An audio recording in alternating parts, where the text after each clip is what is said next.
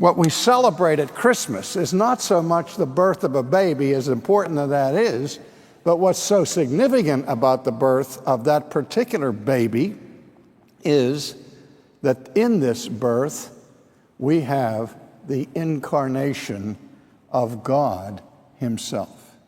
And incarnation means a coming in the flesh. We know how John begins his gospel. In the beginning was the Word, and the Word was with God, and the Word was God. So in that very complicated introductory statement, he distinguishes between the Word and God, and then in the next breath identifies the two. The Word was with God, and the Word was God. And then at the end of the prologue, he says, and the Word became flesh and dwelt among us.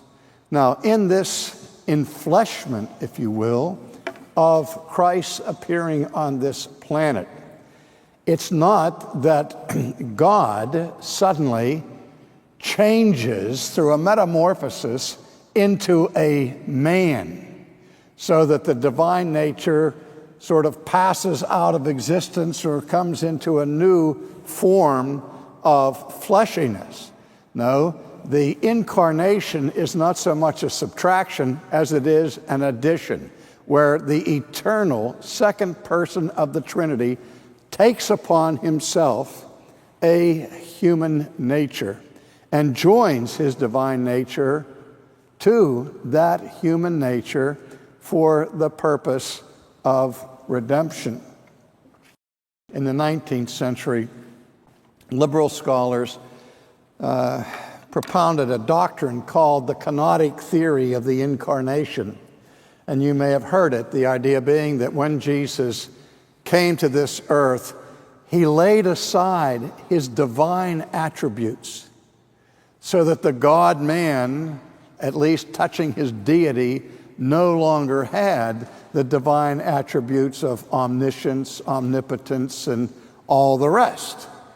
But of course, that would totally deny the very nature of God, who is immutable. Even in the incarnation, the divine nature does not lose his divine attributes. He doesn't communicate them to the human side. He doesn't deify the human nature. But in the mystery of the union between the divine and the human natures of Jesus, the human nature is truly human. It's not omniscient. It's not omnipotent. It's none of those things.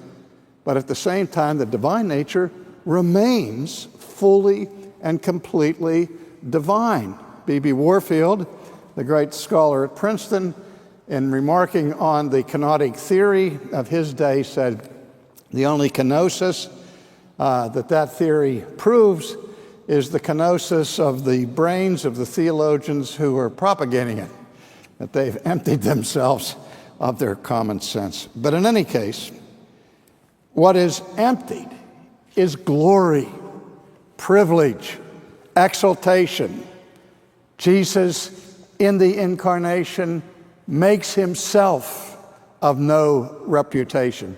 He allows his own divine, exalted standing to be subjected to human hostility and human criticism and denial. He took the form of a bondservant, and coming in the likeness of men. This is an amazing thing, that he doesn't just come as a man, he comes as a slave. He comes in a station that carries with it no exaltation, no dignity, only indignity. And being found in appearance as a man, he humbled himself and became obedient even to the point of death, the shameful death of the cross.